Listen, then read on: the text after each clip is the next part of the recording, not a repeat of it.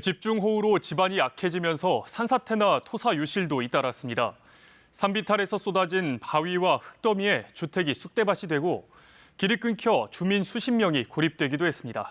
정혜주 기자가 취재했습니다. 산비탈에 바짝 붙은 아파트의 주차장이 토사로 뒤덮이고 주차된 차량에는 흙이 가득합니다. 아파트 복도까지 흙탕물이 들어찼습니다. 산에서 내려온 토사로 집안 창문이 깨졌고 장난감 상자와 냉장고 등 살림들이 온통 흙을 뒤집었었습니다.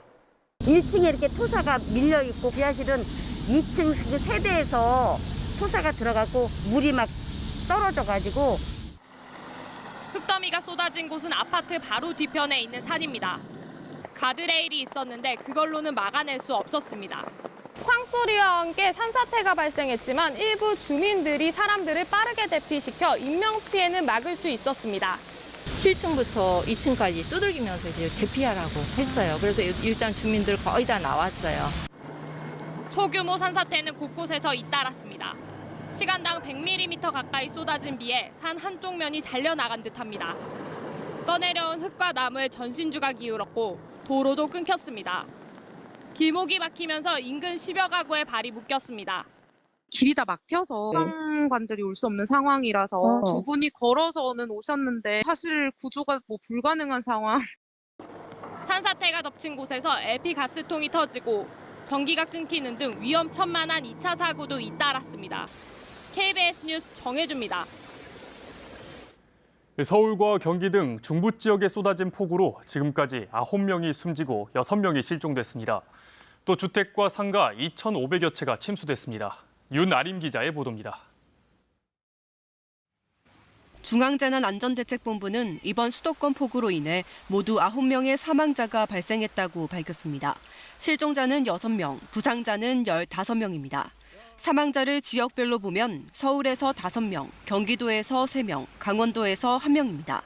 실종자는 서울에서 4명, 경기도에서 2명이고 부상자 15명은 모두 경기도에서 발생했습니다.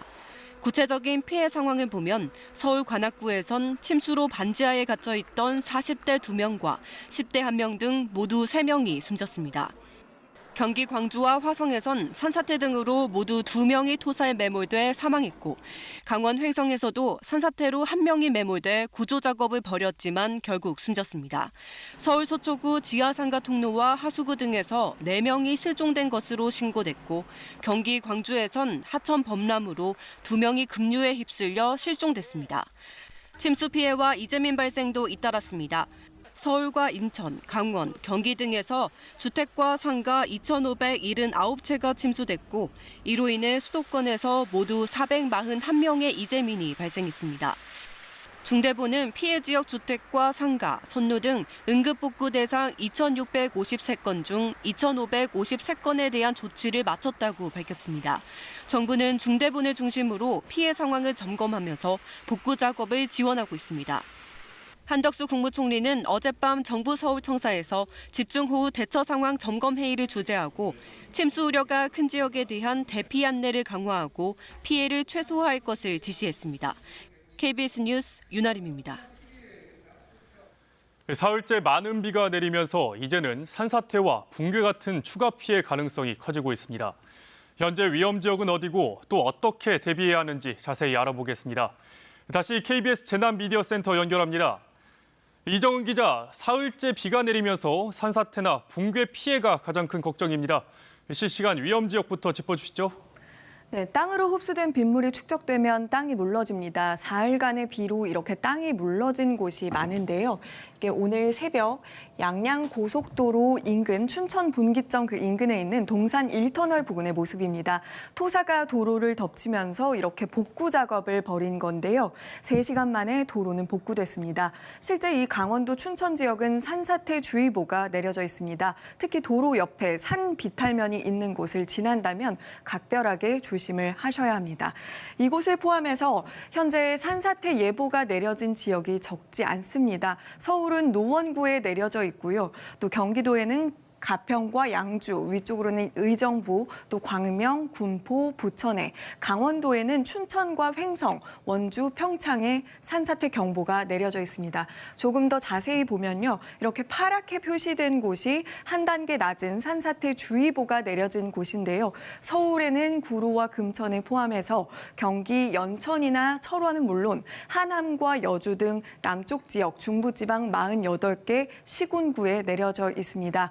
이런 산사태 취약 지대에 계신 주민들은 가스와 전기를 차단을 하고 미리 대피를 하시는 게 가장 중요합니다. 산사태 위험 징후를 살피는 것도 중요한데요. 경사지에서 돌이 굴러내리고 나무가 평소보다 크게 흔들리면 산사태를 의심해야 합니다.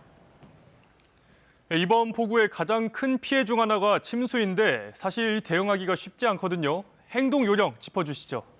네, 수도권에 비가 집중이 되면서요. 이렇게 홍수특보 상황이 많이 보이시죠. 홍수경보와 주의보가 내려져 있습니다. 하천, 범람 등으로 인한 침수 피해도 조심하셔야 하는데요.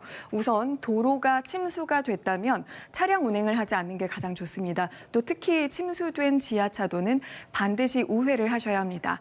지나가다 물이 차오른다면 서두르지 말고 천천히 지나가야 합니다. 만약에 차량이 침수됐다면요. 차 문이 열리지 않는 것에 대비를 해서 창문을 조금 열어두는 게 좋고요. 창문으로 탈출이 어렵다면 침착하게 내부의 물이 배까지 차도록 기다렸다가 문을 여시면 됩니다. 시동이 꺼졌다면 과감하게 차를 버리고 대피해야 합니다. 또 저지대나 반지하 주택 침수도 조심하셔야 하는데요. 침수가 되긴 쉽지만 대피는 어렵기 때문입니다. 집안에 침수가 시작되면 물이 무릎까지 오기 전에 꼭 대피를 하셔야 됩니다. 물이 쏟아지는 계단에선 슬리퍼 등을 벗고 맨발로 탈출하는 것이 안전합니다. 또 침수되고 있는 지하 주차장은 절대 접근하면 안 됩니다. 지금까지 재난미디어센터에서 전해드렸습니다.